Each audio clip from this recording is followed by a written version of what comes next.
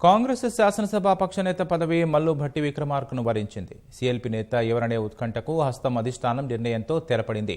AICC ప్రధాన కార్యదర్శి అశోక్ గెహ్లోట్ ఈ మేరకు అధికారిక ప్రకటన విడుదల చేశారు. కాంగ్రెస్లో అంచెలంచెలుగా ఎదుగుతూ వచ్చిన భట్టి ప్రతిపక్ష నేతగా ఎంపికయ్యారు.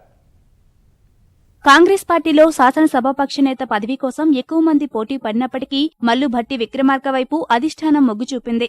పార్లమెంట్ ఎన్నికల దృష్ట్యా పార్టీ బలోపేతం సహా నేతలను సమన్వయపరిచేలా నిర్ణయం తీసుకున్నట్లు కాంగ్రెస్ వర్గాలు పేర్కొంటున్నాయి. సీఎల్పీ పదవి కోసం ఉత్తమ్, శ్రీధర్ బాబు, కోమటిరెడ్డి రాజగోపాల్ రెడ్డి, జగ్గారెడ్డి, గండ్ర వెంకట రమణారెడ్డి పోటీ పడ్డారు. ఏఐసీసీ ప్రధాన కార్యదర్శి కేసీ వేణుగోపాల్ నేతృత్వంలోని జరిగిన కోర్ కమిటీ భేటీలో తుది నిర్ణయం రాహుల్ గాంధీకి అప్పగిస్తూ నిర్ణయం తీసుకున్నారు. కాంగ్రెస్ అధినేత ఢిల్లీలో లేకపోవడంతో ఆలస్యంగా నిర్ణయం వెలువడిందే. భట్టి విక్రమార్కను సీఎల్పీ నేతగా ఎంపిక చేసినట్లు ఏఐసీసీ ప్రధాన కార్యదర్శి అశోక్ గెహ్లోట్ ప్రకటన విడుదల చేశారు. సీఎల్పీ నేతగా ఎంపికైన మల్లు భట్టి విక్రమార్క స్వగ్రామం ఖమ్మం జిల్లా వైరా మండలం స్నానాల లక్ష్మీపురం. 1961లో జన్మించిన భట్టి స్వగ్రామంలో ప్రాథమిక విద్య పూర్తి చేశారు.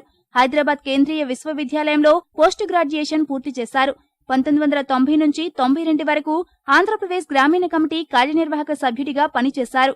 1994 నుంచి 2000 వరకు ఆంధ్ర బ్యాంక్ డైరెక్టర్గా పనిచేశారు.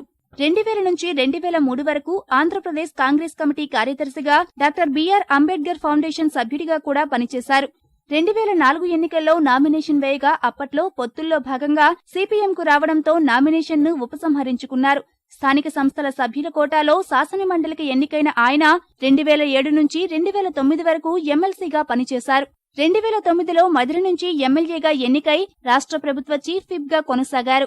ఆ తర్వాత 2011-14 వరకు ఉపసభాపతిగా కొనసాగారు. 2014 ఎన్నికల్లో మధిర నుంచి పోటీ చేసి రెండోసారి ఎమ్మెల్యే అయ్యారు. 2015లో కాంగ్రెస్ పార్టీ శాసనసభాపక్ష కార్యదర్శిగా కార్యనిర్వాహక అధ్యక్షుడిగా పనిచేశారు.